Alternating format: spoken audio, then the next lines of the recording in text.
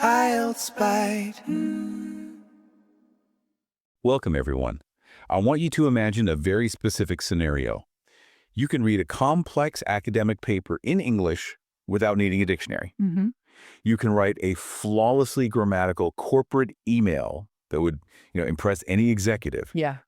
You possess this vast C1 or C2 level vocabulary in your head. But you've put in the hours. Exactly. But then, the second a native speaker asks you a fast, unexpected question at a loud coffee shop, or puts you on the spot in a board meeting, your brain just flatlines. Oh, it completely shuts down. You freeze. Yeah. All that advanced English completely vanishes. Why does a decade of dedicated language learning suddenly disappear the exact moment you actually need to open your mouth and speak? It is a terrifying feeling, honestly. You are trapped inside your own head, the working memory just overloads, and you are left staring blankly. Yeah. Or, reverting to the very basic, simple words you learned on your very first day of English class. I mean, it's so frustrating. It's incredibly frustrating for adult learners, yeah, because it makes you feel like a child again. You have this complex, sophisticated adult personality, but you just cannot access the tools to express it in that moment. Exactly. We call this the fluency freeze. And if you are listening to us right now and you've experienced that sudden, awful blankness, I want you to know something right away. That's totally normal. It really is. Yeah. It is not a failure of your intelligence. It is not a failure of your grammar. It's just a biological and mechanical reality of how the human brain processes spoken language under pressure. Absolutely. And today, well, we're going to fix it. We're not going to teach you 20 new complicated grammar rules. No, please, no more grammar rules. Right. You already know the rules. Yeah. Today is entirely about unlocking the knowledge that is already locked inside your brain and building a physical bridge between your mind and your mouth. That is such a crucial distinction. We are moving from theory to physical practice, which is why before we even get into the mechanics of language today, we need to break the physical barrier of silence. Yes, let's do it. Because, listening to English passively is comfortable, but speaking it requires vulnerability. It does. So we are going to ask you to do something active right now. Wherever you are? Yeah, wherever you are listening, whether you're driving your car, washing the dishes in your kitchen, maybe walking in a park, I want you to speak to the space around you. Just take a deep, deliberate breath first. Good idea. Breathe in. Now, say these 3 words out loud. I am ready. Go ahead, say it right now at full volume. We'll wait a second. Seriously, do it. I hope you did it. When you vocalize a thought like that, even just to an empty room, you are actually sending a neurological signal to your brain. Oh, that's fascinating. Yeah, you are telling your nervous system that you are shifting from a passive consumer of information to an active producer of language. You are literally waking up your vocal cords. Exactly. You're breaking the ice. So let's push that just a little bit further right away. Let's get you producing some original language. I like it. Put them to work. I have a simple question for you, listening right now. Think about this morning. What time did you wake up today? But don't just think the answer in your head. Right. I want you to say it out loud in a full sentence. For example, you could say, I woke up at 7 o'clock. Tell the room your time. Right now. Go ahead. We're giving you a few seconds. Perfect. It feels a little strange at first, doesn't it? Talking to yourself always does, but breaking that initial silence is really the hardest part. Once the mouth starts moving, the brain follows. You are already communicating. It is fascinating, though. A learner can wake up feeling incredibly confident. They could say, I woke up at 7 with perfect articulation. But then they step outside, they encounter a native speaker moving at full speed, and that confidence just shatters. Oh, completely. It evaporates. We need to talk about why that speed is so devastating to the non-native ear. Yes, let's bridge that gap. Because the reason a native speaker's speed breaks our confidence is not actually because they are speaking faster. Wait, really? Yeah. It's because they are speaking differently than the written word suggests. This brings us to what we often call the hidden melody of English. The hidden melody. I love that term. In linguistics, we call it connected speech. And this is really where the breakdown happens for so many advanced learners. Because we learn from books. Exactly. When you read a book, the rules are visual. Every word has a clear boundary. You see a word, you see a blank space, you see the next word. It is neat, it's tidy, and mathematically precise. So your brain expects spoken English to sound like written English looks. Right. We expect native speakers to deliver neat little packages of words with tiny spaces between them, but spoken English simply does not have spaces. Native speakers blend everything together into one continuous stream of sound. And they do this for sheer physical efficiency. It's just easier on the mouth. Let's look at the actual biomechanics of this. Let's talk about the physical movements inside the mouth. When we use a process called assimilation, sounds actually mutate and change to fit together. Mutate is a great word for it. Why does it happen? Because the human tongue literally cannot travel fast enough to pronounce certain consonants back to back. A perfect example of this is when a word ending in a T sound meets a word beginning with a Y sound. Oh, this is a classic one. It really is. If a native speaker says the phrase, "What are you doing?" they almost never say, "What are you?" The T in what and the Y in you, they just collide. Exactly. Try saying the T sound. Your tongue is tapping the ridge right behind your top teeth. Now make a Y sound. Your tongue is dropped back and is pushing against the roof of your mouth. It's a big jump. It's a huge jump. If you try to speak quickly, moving your tongue between those two positions takes way too much physical effort. So the mouth compromises. It finds a shortcut. Right. It meets in the middle and it creates an entirely new sound, a CH sound. So what are you becomes whatcha. It's palatalization in action. And that is exactly where the fluency freeze hits the listener. The listener's brain is desperately searching its mental dictionary for a word that starts with whatcha. And it's not there. Exactly. It cannot find one because whatcha is not a real word. It is a biological compromise. So the brain throws an error message, panic sets in, and you miss the rest of the sentence. Let's test our listener on this physical concept right now. I want you to feel this compromise in your own mouth. Yes, physical practice. I want you to say the phrase, "What are you doing?" But I want you to say it with that blended CH sound. Say, "What you doing?" Say it out loud right now, paying attention to where your tongue sits. Go ahead. You can feel how much less physical energy that requires, can't you? It is lazy, honestly, but it is highly efficient. It is. And assimilation is only half of the puzzle. The other half is elision. Elision. This is when the mouth decides that a sound is simply too much work to produce, so it drops the sound entirely. It just erases it from existence. I know you have a great story about this. Oh, I have a very vivid, slightly embarrassing story about elision. Let's hear it. Early in my language journey, I was standing in a busy, noisy coffee shop. I stepped up to the counter feeling quite proud of my vocabulary, and the barista looked at me, wiped down the espresso machine, and fired off what sounded like one single, massive alien word. What did it sound like? It sounded exactly like this whatcha ganado. Oh, man. Whatcha ganado? That is the ultimate test of listening comprehension right there. I just froze. My eyes went wide. I quickly scanned my memory. Was whatcha ganado an Italian espresso term? Was it a brand of syrup? I had no idea, so I just smiled and nodded politely. Just smile and nod. The universal survival tactic. Exactly. But she was not offering me a drink. She was asking me a 6-word question. What are you going to do? She had dropped sounds, smashed words together, and completely erased vowels. Let's break down exactly what she did to you. She deleted the ing sound, deleted the T sound, and replaced the vowels with a soft, neutral sound. The famous schwa. The schwa. Exactly. So going to became gonna. Then she attached it to the whatcha we just learned. So what are you going to do? Shrinks down to whatcha ganado. 6 words visually. 1 rhythmic pulse auditorily.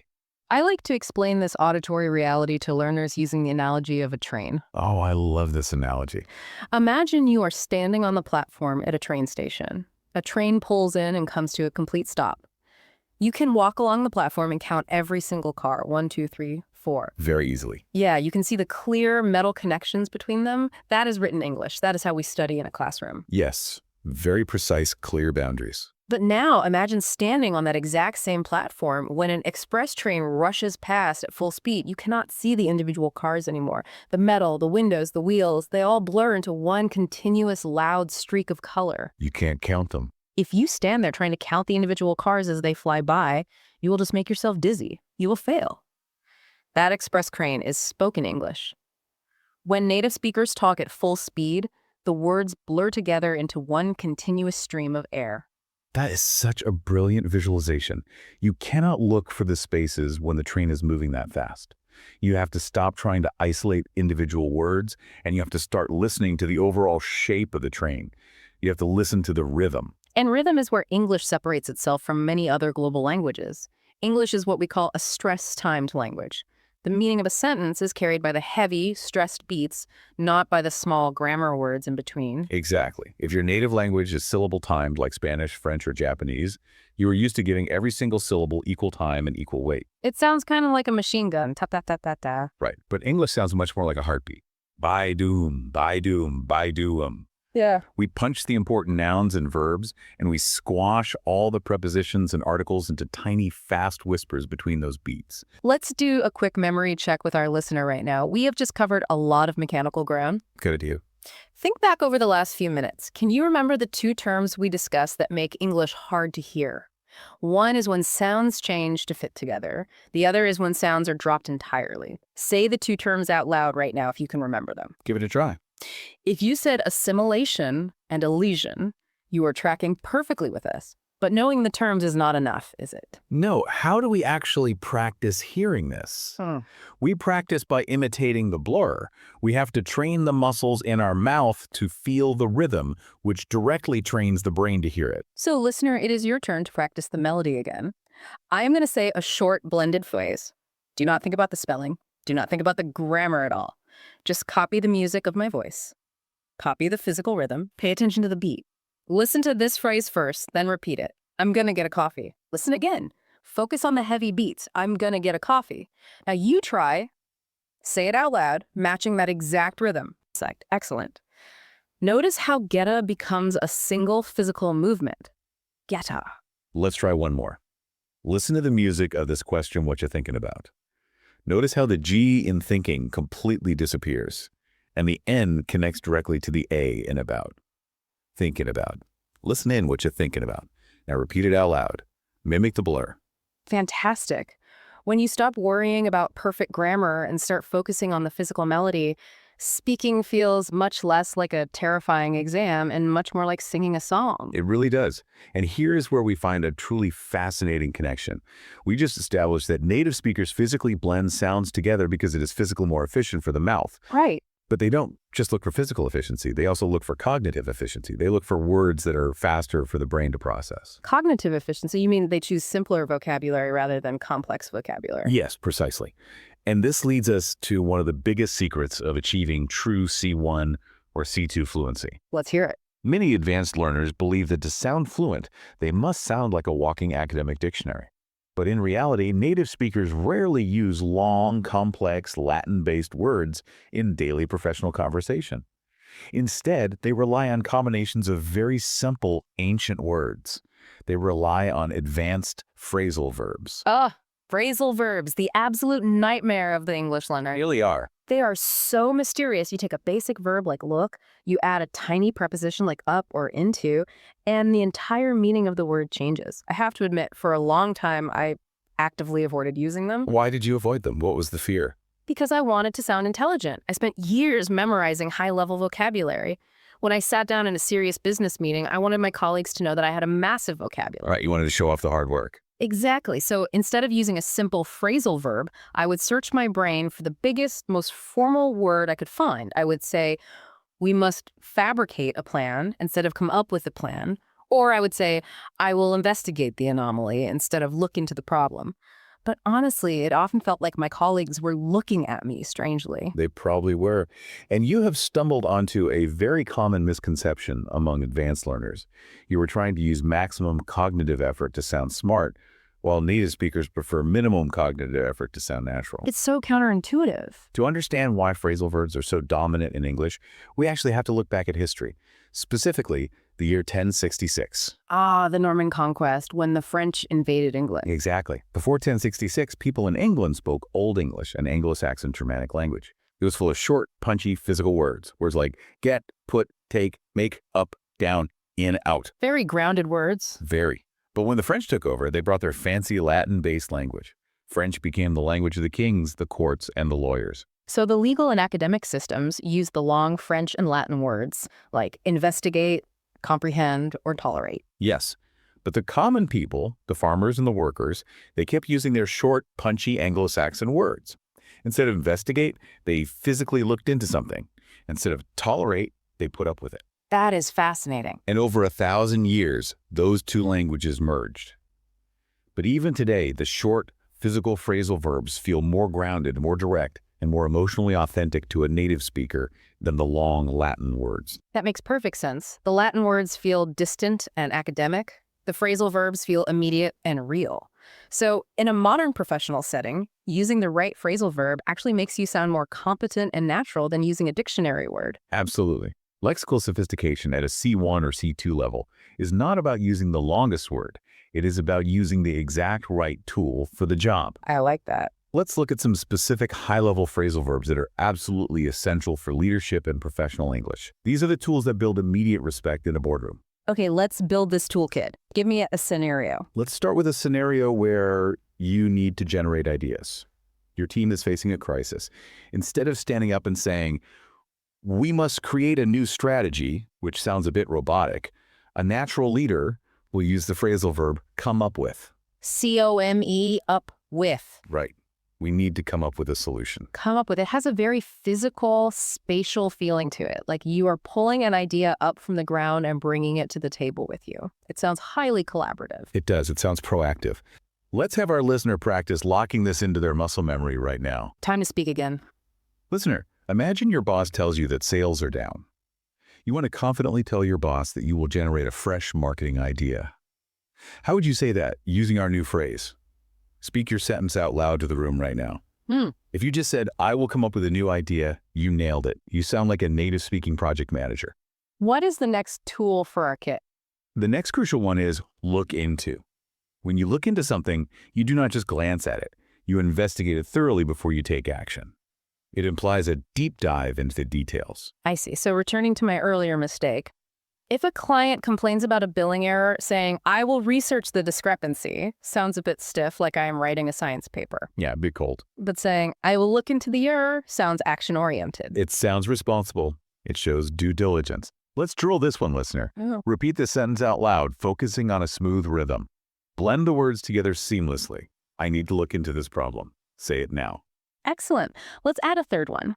This one might be the single most important phrasal verb for showing accountability in a corporate environment. It is follow-up. Follow up. You see this everywhere in corporate emails. Just following up on my previous message. Yes. To follow up means to reconnect with someone.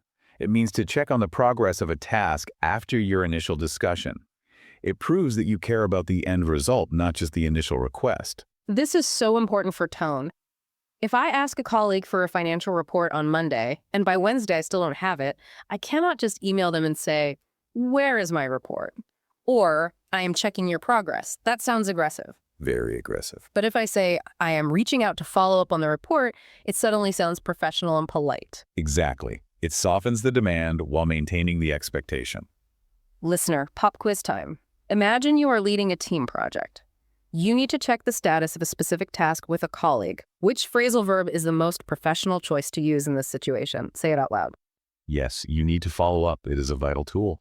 Do we have time for one more on this list? We must include one more go over. Go over. Literally to travel above something. Yeah. Like a plane going over a mountain. Not in a business context. When we use it professionally, to go over a document or a plan means to review it carefully for excellence. You examine it line by line to ensure it is accurate. So before delivering a major presentation to the CEO, I wouldn't tell my team, "Let us inspect the slides." I would say, "Let's go over the presentation one last time." Perfect. It sounds highly natural. Listener, put this one in your mouth right now. Build that neurological pathway.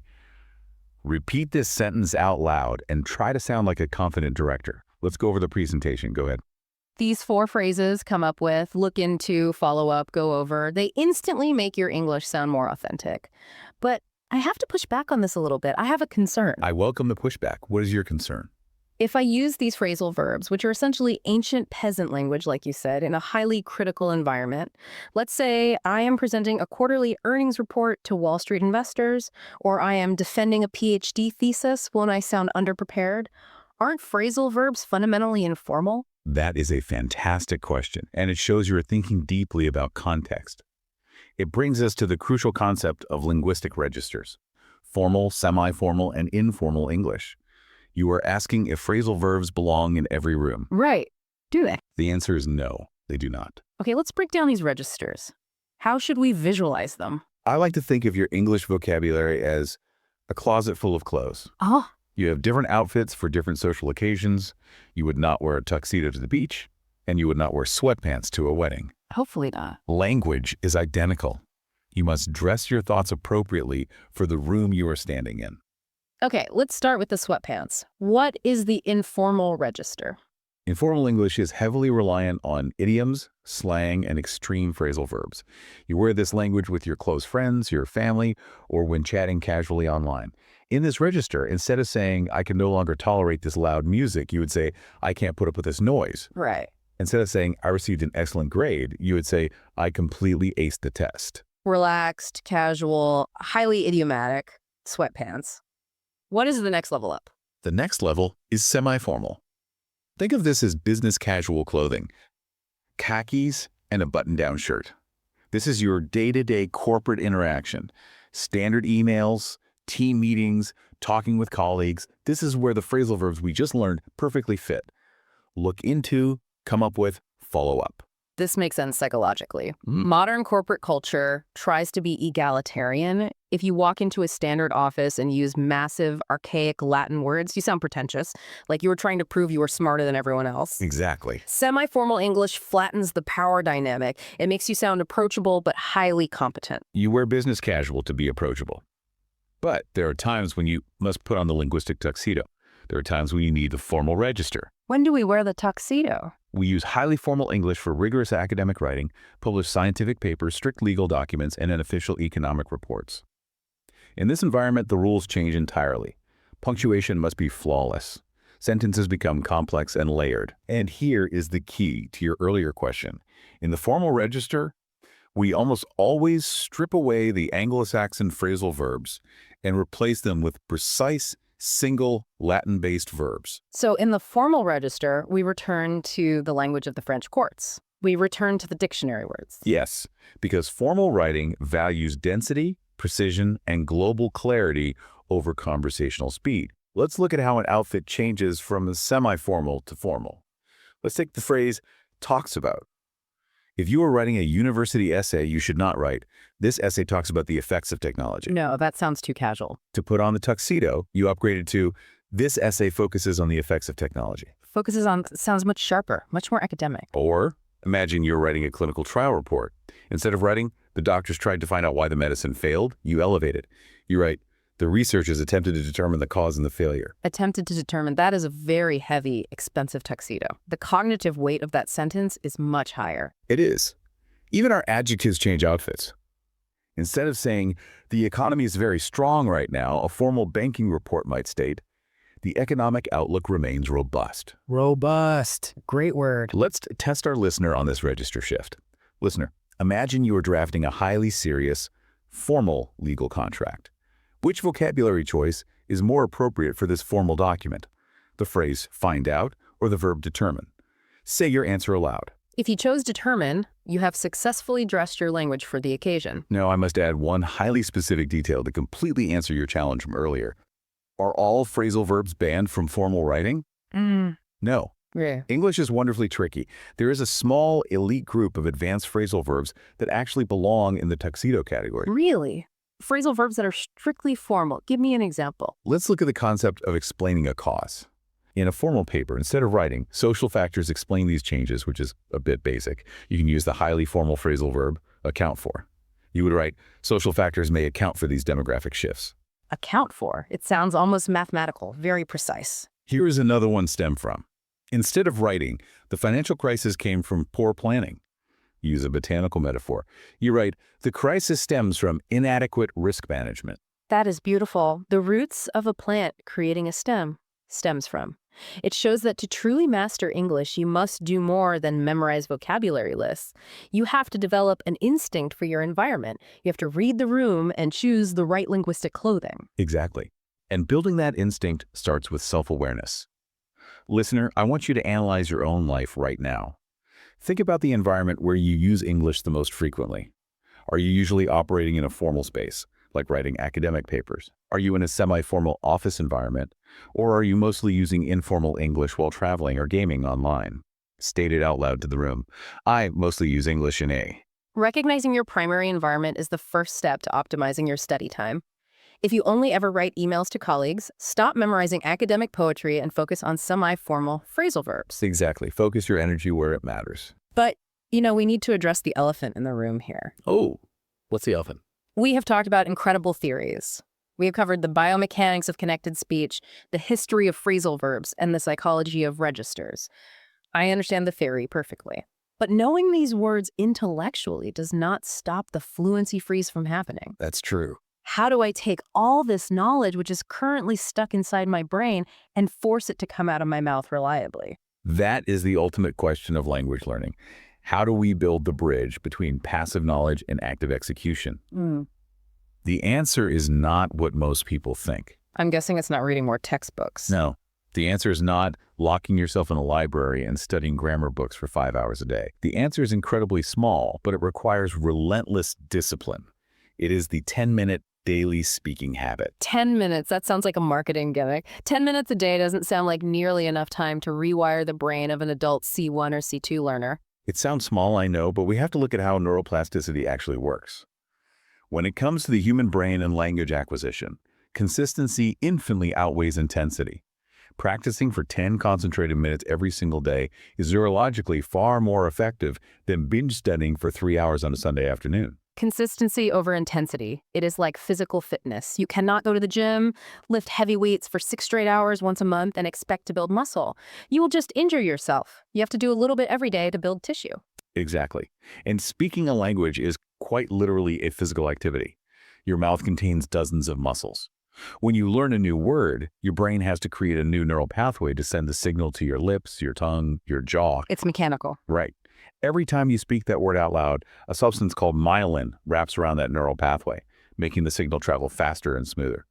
If you only study silently, reading books, you're not building myelin. You are gaining input, but you're not practicing output. The habit must be spoken out loud. I agree with the science. But let's look at the reality of our listener's life. If I do not live in London or New York, if I don't have a native-speaking colleague to drink coffee with every morning, how do I practice speaking out loud? Who am I supposed to talk to for these 10 minutes? You talk to yourself, you talk to your mirror, you narrate your life to your empty kitchen. It sounds a little crazy. It feels slightly absurd for the first 3 days, but it is the most powerful tool you have. Let me give you 3 highly specific, optimized strategies to fill those 10 minutes every day. All right, I am taking mental notes. What is strategy number 1? Strategy number 1 is called active substitution. This is how you upgrade your vocabulary. Take an old email you wrote last week, or an essay from a past class. Read it out loud. But as you read, pause when you hit basic intermediate words like because or shows or make. Force your brain to substitute those basic words with the advanced vocabulary we learned today. Oh, that's clever. Swap, because with once stems from. Swap, make a plan with, come up with a plan. That is a brilliant exercise. You are taking your own authentic thoughts and manually upgrading the register. You are tailoring the suit to fit better. Exactly. Strategy number 2 is my absolute favorite for adult learners. I call it the rule of 3. The rule of 3. How does it work practically? Every single morning, while you are doing something mindless like brushing your teeth or brewing your coffee, pick exactly 3 advanced words or phrasal verbs. Do not pick 20. Pick 3. Write them on a sticky note. Your mission for that day is to speak those 3 words out loud in a completely original full sentence before your head hits the pillow at night. So I have all day to use them. Yes. You can say them while driving to work, you can say them while chopping vegetables for dinner, but you must force your brain to spontaneously generate a sentence and push it out of your mouth. I love the restriction of only 3 words. It prevents cognitive overload. It feels entirely achievable.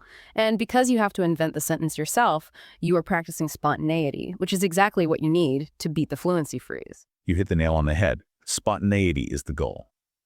And the third strategy is the glue that holds it all together. Spaced repetition. Ah, the memory trick. Right. If you learn the phrase, look into on Monday, and you use it once, your brain will bleed it by Friday. You must use it Monday, review it Wednesday, and use it again the following Tuesday. Spacing out your repetition takes advantage of the Ebbinghaus forgetting curve, forcing the memory to transition from short-term holding into permanent long-term storage. So it is about integrating the language into the physical reality of my daily life. rather than treating it as an academic subject that I only look at in a textbook. Yes, and we are going to start building this physical habit right now with our listener. One of the best ways to practice output is to narrate your daily routines. Listener, think about your morning habit. What is the very first action you take when you get out of bed? Do you stretch? Do you brew coffee? Do you check your phone? Say it out loud. Yes, I want you to tell the room what you do, but try to use an advanced verb. Instead of, I make coffee, try, I brew a fresh pot. Describe your first morning action out loud in one complete sentence, right now. Hey, by doing that, you just laid down a tiny layer of myelin on your neural pathways. You are literally rewiring your brain as you listen to this conversation. Let's make sure the theory is sticking too. Listener, quick memory test. What was the name of the strategy where you select a small number of words in the morning and force yourself to use them before bed? Explain the concept out loud to the room. The rule of 3. It is simple, but it is incredibly powerful if you do it every single day. It really is. Okay, I am entirely sold on the 10-minute habit. I can see how practicing alone in my kitchen, talking to my coffee maker, builds a baseline of physical confidence. But we have to face reality. What's the reality? Talking to a coffee maker is safe. The coffee maker does not judge my grammar.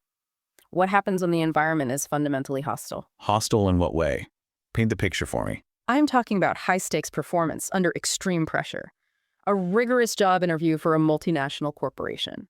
A C2 speaking exam where a very stern examiner stares at you across a table, clicks a stopwatch and says, describe a complex problem you solved recently. You have 2 minutes. Begin. Oh, that is stressful just hearing it. Right. In that moment, the pressure is terrifying. Your heart rate spikes. All the kitchen practice in the world suddenly feels useless when the spotlight is blinding you and your career is on the line. I completely understand that terror. What you are describing is an entirely different psychological beast. Performing under pressure is a separate skill from daily fluency. When that stopwatch clicks, you experience what psychologists call an amygdala hijack. An amygdala hijack. Yes. Your brain perceives the examiner as a literal physical threat. It floods your body with adrenaline and cortisol. The fight-or-flight response kicks in, and it quite literally blocks your access to the prefrontal cortex, which happens to be exactly where your advanced C2 vocabulary is stored. You freeze because your brain thinks you need to survive, not speak properly. So it truly is biological. I am not just weak. My brain is sabotaging me. How on earth do we bypass the amygdala and survive that moment? First, we have to unlearn the biggest mistake that high-level learners make in these situations. The biggest mistake is trying to memorize complete paragraphs in advance. Learners try to script out perfect, beautiful answers in their heads before the interview. I am absolutely guilty of that. I will write a perfect speech in my mind, hoping they ask the right question. And what happens when the interviewer interrupts you or you forget a single linking word in your mental script? The entire house of cards collapses. The script is ruined, panic floods the system, and the fluency freeze hits harder than ever. Exactly. Memorization is the absolute enemy of fluency under pressure. True fluency requires agility. It requires spontaneity. You cannot memorize sentences, but you can memorize a structural framework. Okay, our framework. When you are asked an intimidating, open-ended question, do not try to find the perfect, factual one-word answer. Use the question as a starting point to take the listener on a narrative journey. A narrative journey. How do I construct that on the fly when my brain is panicking? Rely on a simple 3-step structure. Situation, speculation, story. Situation, speculation, story. First, briefly describe the factual situation. Second, speculate on the broader implications or feelings surrounding the topic. Third, pivot immediately to a specific personal story. Human beings are hardwired to listen to stories. If an examiner asks you about the importance of global supply chains, don't try to recite an economics textbook. Acknowledge the complexity, speculate on why it matters, and then tell a story about a time that a delayed shipment ruined a project you were working on. That completely shifts the dynamic. You stop trying to prove your academic intelligence and you start speaking from your own lived experience. The vocabulary flows naturally because you are recounting a real memory, not reciting a script. Exactly. But what if the worst happens? What if I'm in the middle of this great story and my brain simply deletes the noun I need? I literally cannot find the word. Do I just stare at the examiner in horrifying silence? No. If you hesitate, it is perfectly fine. Native speakers hesitate constantly. Have you ever listened to a CEO give an unscripted interview? They pause, they stumble, they restart sentences. The difference is how they manage the hesitation. When you lose a word, you must use functional filler phrases to buy your brain time to search the archives. Functional filler phrases. Give me the tools. What should I say instead of just saying for 5 seconds? If the word vanishes, do not panic. Keep your mouth moving. Say, what I'm trying to say is, or, let me rephrase that, or if we look at it from another angle. Oh, I like those. These phrases are brilliant because they are grammatically perfect, they sound highly professional, and they run on neurological autopilot. They keep the rhythm of the sentence alive, filling the auditory space, which gives your prefrontal cortex 3 crucial seconds to calm down and find the missing word. That is a fantastic safety net. Instead of a terrifying silence that builds panic, I am actively managing the flow of the conversation while my brain resets. Exactly. You manage the flow. And there is one final critical element to performing under pressure, and it is entirely physical. It has to do with your vagus nerve and your posture. My posture. You mean my body language changes my grammar? It changes your vocal tone, which changes how your fluency is perceived. If you are terrified, your shoulders hunch forward, your chest compresses, and you look down. This restricts your diaphragm. Your voice becomes thin, breathy, and small. It sounds like you lack confidence in your English. I can visualize that perfectly. But if you forcefully pull your shoulders back, open your chest, and maintain eye contact, even if you're looking at a webcam lens, you change the acoustic resonance of your vocal cords. Fake it until you make it on a biological level. Yes. When you smile and take a deep diaphragmatic breath, you stimulate the vagus nerve, which physically slows your heart rate. Your vocal cords relax. Your voice drops in pitch and gains resonance. You instantly sound more fluent and authoritative simply because you change your geometry. That is incredibly empowering. Even if I cannot control the exact vocabulary word in that terrifying millisecond, I can control my breath. I can control my shoulders. Let's force our listener to practice this pressure right now. I want to issue a challenge. I love a practical challenge. What are we making them do? Listener, I'm going to put you on the spot, just like an examiner would. I want you to look around the room you are sitting in right now. Scan the area. Find the most visually interesting or unusual object in your line of sight. I am going to give you 10 seconds of pressure. I want you to describe that object, its purpose, and its texture out loud to the room without stopping. Remember the physical rules. Go. Keep going. Describe the color. Describe how it feels in your hands. Use a full sentence. Keep your mouth moving. If you lose a word, say, what I mean is, keep going. And stop. How did that feel? Did you feel a tiny spike of adrenaline? Did your heart beat a little faster? That is the simulated pressure, but you survived it. Now, I want you to immediately apply the physical trick. Right now, wherever you are, pull your shoulders back. Smile. A big, genuine smile. Take a deep, slow breath into your stomach. Notice how the tension leaves your jaw. Do you feel the difference in your physical body? That relaxed physical state, that is exactly where your best, most fluid English lives. That is a beautiful truth. Your best English lives in a relaxed body. And if we connect this back to everything we have discussed today, it all forms a complete circle. Performing brilliantly under pressure in a boardroom isn't some magical talent you were born with.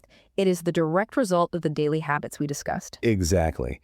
The pressure test becomes manageable because you have built a fortress of confidence through your 10-minute daily habit.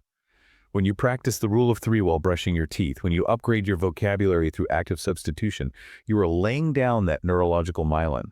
You are making the pathways thick and fast. So when the stress hormones hit in the interview, the pathways are too strong to collapse. The fortress holds. Does. I feel like we have unraveled so many mysteries today. Analyzing this has given me profound clarity on my own struggles with the language, honestly. If you had to distill everything we talked about, what is your single biggest takeaway from our chat today? My biggest realization is a shift in perspective. I need to stop obsessing over the perfect visual spaces between words and surrender to the physical melody of connected speech. The train analogy changed how I view listening. That analogy is so helpful. I also realize I need to stop trying to sound like an 18th century philosopher in modern business meetings. Embracing the cognitive efficiency of advanced phrasal verbs like stem from and follow up is the true mark of sophisticated C2 level agility. And above all else, I do not need to be flawless. I just need to be relentlessly consistent. 10 minutes a day of actual spoken output. That is an absolutely perfect synthesis of the mechanics, the vocabulary, and the psychology we covered today. You captured the essence of it all. And as we bring this conversation to a close, I want to leave you, our listener, with one final overarching thought. Something to deeply consider long after you take your headphones off. What is the final thought? The ultimate goal of learning C1 and C2 English is not to sound like a printed dictionary. It is not to achieve robotic mathematical perfection in your grammar at the expense of your humanity. The true, profound goal of advanced language mastery is simply to possess the tools necessary to express your authentic, complex, nuanced adult personality in a second language. To express your true adult personality that strikes right at the heart of the pain we feel during the fluency freeze. We hate the freeze because it traps our true selves inside a cage of silence. Precisely. You have a sharp sense of humor. You have deep analytical thoughts. You have decades of professional expertise. The biomechanics of connected speech, the history of phrasal verbs, the awareness of formal and semi-formal registers. These are not academic chains to bind you. They are keys to open the cage. They are tools that allow the real brilliant you to step out and be seen by the world. So do not be terrified of using them. Speak messy sentences. Stumble over your words. Laugh at the mistakes. But whatever you do, keep speaking. And that brings us right back to your daily homework. The theory means nothing without action. Build that 10-minute daily speaking habit. Start tomorrow morning. The moment you wake up, narrate your morning routine out loud. Pick your 3 target words for the rule of 3. Use them before the sun goes down. You possess the intellect to do this. Now you just need the momentum. You absolutely have the capability. Before we end our time together today, let's do one last physical action. Let's set a concrete intention for your continued journey. I want you to speak one final sentence aloud to the room. A final vocalization to lock it in. What is the affirmation? I want you to take a deep breath and say this out loud with conviction.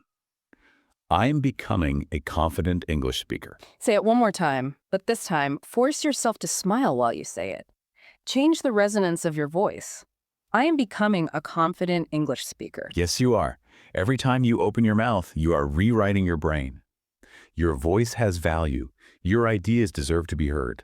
And you are making incredible, tangible progress just by engaging with this conversation today. We are genuinely proud of the dedication you are showing to your own growth. Truly, keep talking to your coffee maker. Keep listening for the rhythm of the express train. You are doing magnificent work. Thank you for allowing us to be a part of your day and a part of your learning journey. Keep breathing, keep speaking out loud, and we will talk to you again very soon. Take care of yourself.